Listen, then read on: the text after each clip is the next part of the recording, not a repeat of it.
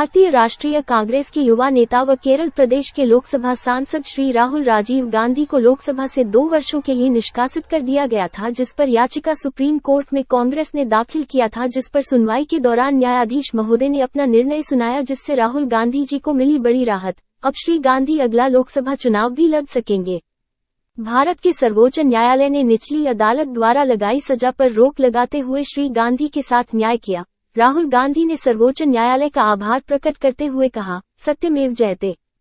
संपूर्ण भारत में कांग्रेसियों में खुशी की लहर दौड़ गई। कांग्रेस की राष्ट्रीय प्रवक्ता श्रीमती सुप्रिया श्रीनेत ने कहा कि अब हमारा शेर दोबारा से लोकसभा में दहाड़ेगा। लोकसभा सांसद श्री अधीर चौधरी ने कहा कि हिंदुस्तान के करोड़ों लोगों का आशीर्वाद, प्यार और समर्थन राहुल गांधी जी की सबसे बड़ी ताकत है। इसी ताकत से हमने ये जीत हासिल की है। डॉक्टर AM सिंघवी ने कहा, निचली अदालतों ने बार बार कहा कि राहुल गांधी जी माफी मांगे, क्योंकि कुछ लोगों को इस मुद्दे पर राजनीति करनी थी। वहीं राहुल गांधी जी ने कहा कि वो सिद्धांतों पर लड़ रहे हैं, उनका ऐसा कोई इरादा नहीं था।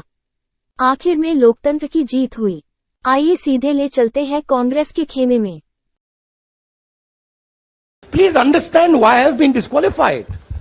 I've been disqualified because the Prime Minister is scared of my next speech. He's scared of the next speech that is going to come on Adani, right? I've seen it in his eyes.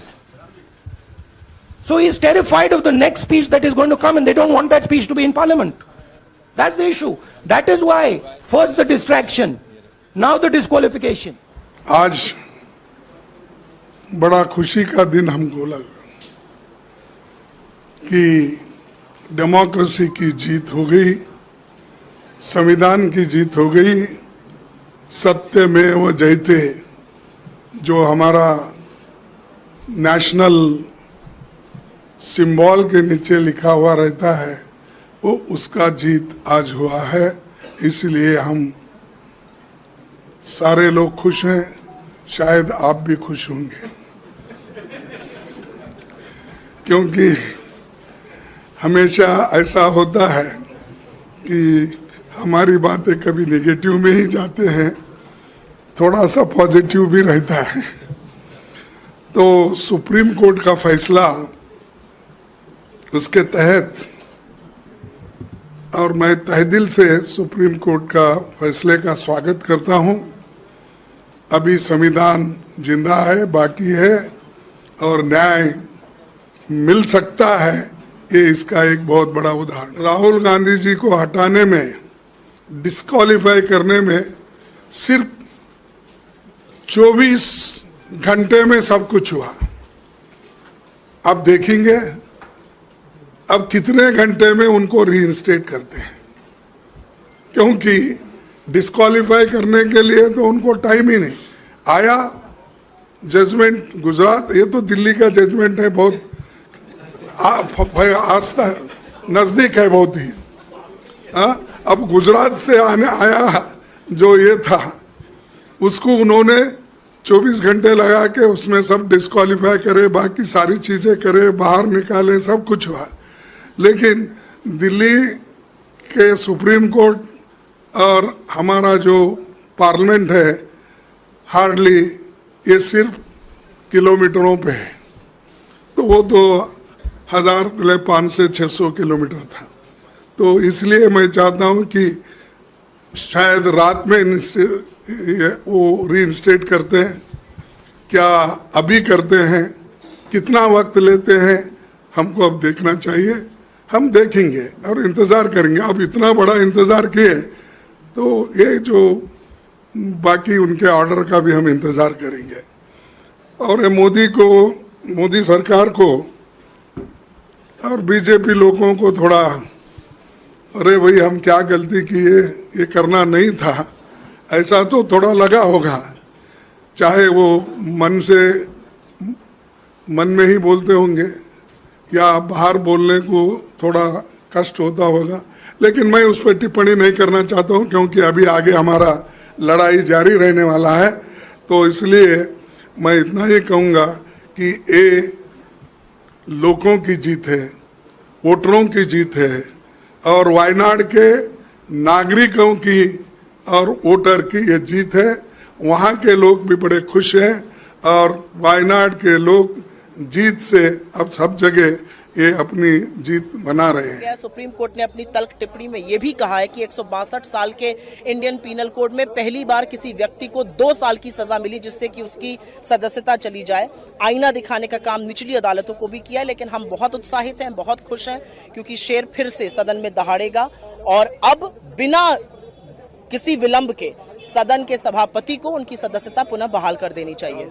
हिम्मत ना खोना, सिर्फ आगे बढ़ते रहना। जो कहते हैं ये तेरा बस की नहीं, उन्हें कुछ करके दिखाना, यही मकसद लेकर चलते चलते आज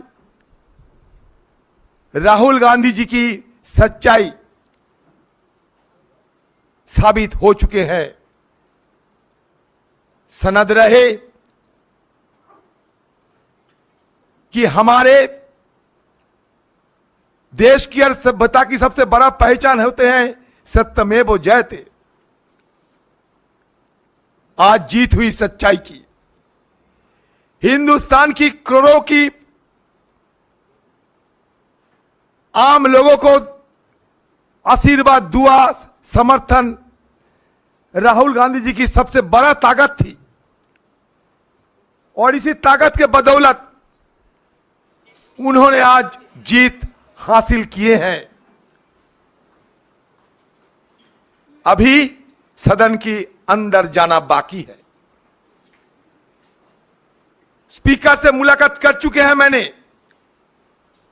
और स्पीकर साहब को दरखास्त भी की है, गुजारिश भी किए हैं कि जिस त्वरित गति से राहुल गांधी जी की बर्खास्त हुई थी उस त्वरित गति से ही उनको दोबारा वापस लाना चाहिए। स्पीकर साहब ने मुझे कहा कि सुप्रीम कोर्ट से जो कागजात है वो कागजात जल्द से जल्द हमारे हवाले कीजिए, बाकी हम क्या किया जाए देखते हैं।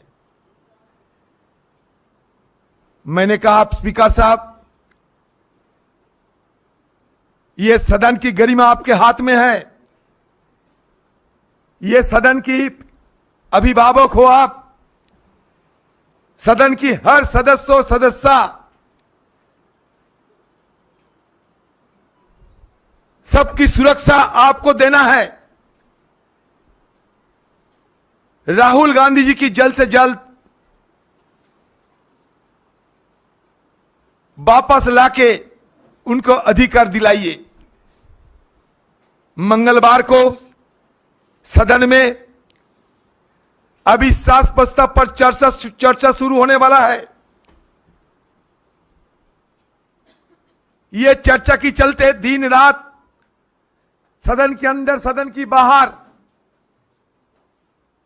हम सब गुहार लगाते आ रहे हैं। टालते टालते टालते टालते 8 तारीख को सदन में अविश्वास प्रस्ताव चर्चा के लिए दिन तय किए गए, जो कि बहुत पहले करना चाहिए था। और नियमों के मुताबिक जब अविश्वास प्रस्ताव सदन में लाए जाते, जिसकी मान्यता दिया जाते स्पीकर की तरफ से, उस समय बिना अविश्वास प्रस्ताव कोई विधायक पारित नहीं होना चाहिए। यह हमारा नियमों के मुताबिक, परंपरा के मुताबिक। लेकिन फिर भी रोजाना यह सरकार सदन में बिना चर्चा एक के बाद एक विधायक धड़ल्ले से पारित करते जा रहे हैं। यह परंपरा के खिलाफ सदन की हालात देखकर हम लोग सब बड़े परेशान हैं। आज तक हिंदुस्तान की ये पार्लियामेंट में, सदन में कभी ऐसा नजीर नहीं हुई थी जब अविश्वास प्रस्ताव स्पीकर साहब की टेबल पे अविश्वास प्रस्ताव पे चर्चा नहीं हुई और दूसरी तरफ एक के बाद एक विधायक पारित होते गए। तो इसलिए हमारी तरफ से हम सोचे हैं, हमारे नेतागण को भी मैं ये बात रखे हैं, गुजारिश किए हैं कि अविश्वास प्रस्ताव पे राहुल गांधी जी को शिरकत करना जरूरी है। और अविश्वास प्रस्ताव की चर्चा शुरू होने का पहले ही राहुल गांधी जी को सदन के अंदर वापस लाने की इजाजत हमारे स्पीकर साहब दें। इसके चलते आज से हम लोग पहल शुरू कर दिए हैं और जल्द से जल्द राहुल गांधी की वापसी के लिए हर संभव प्रयास हम करते रहेंगे। न संघर्ष न तकलीफ, मजा क्या है जीने में, बड़ा बड़ा तूफान थाम जाएगी जब आग लगी हो सीने में। उसमें ऑर्डर जो शाम को आएगा उसमें उन्होंने 2 लाइन जरूर कही हैं कि अगर श्री राहुल गांधी को जो उच्चतम न्यायालय का आदेश है उसका आभास होता तो शायद वो और रिस्ट्रेंट रखते। इसमें मैं आपको 2-3 चीज़ें विनम्रता से कहना चाहूँगा। आप मूल मुद्दे की बात करिए, जो कन्विक्शन स्टे है उस पर आप बात नहीं करना चाहते हो, इसलिए आप ये 2 वाक्य को ऐसे पढ़ रहे हो जैसे कि उच्चतम न्यायालय ने कुछ कहा है। मूल मुद्दा है कि आपने स्टे करना है कि नहीं कन्विक्शन को, और वो स्टे हो गया है। दूसरा जो ये जिक्र है इसका, उसमें ये लिखा है कि अगर ये रफेल वाला ऑर्डर पहले आया होता, ये तो हम दोनों की बात मानी हुई बात है कि रफेल का ऑर्डर 8 महीने बाद आया था, तो इसलिए उसका कोई लागू होने का सवाल नहीं उठता। बार बार निचले कोर्ट्स में भी ये प्रयत्न किया गया सीधे या परोक्ष रूप से कि श्री राहुल गांधी माफ़ी मांगे। आज की बात नहीं कर रहा हूँ मैं, निचले कोर्ट्स की बात कर रहा हूँ। क्यों? क्योंकि आपको उस पर राजनीतिक नंबर बनाने थे, आपको विकृत करना था, आपको पक्ष एक ऐसा रखना था कोर्ट के जनता के सामने जो गलत है।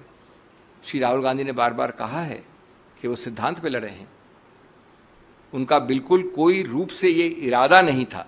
इरादा वाला हमारा एक 8वां पॉइंट था कि जो प्रावधान है 499 उसमें इरादा चाहिए, बद इरादा चाहिए, गलत इंटेंट चाहिए।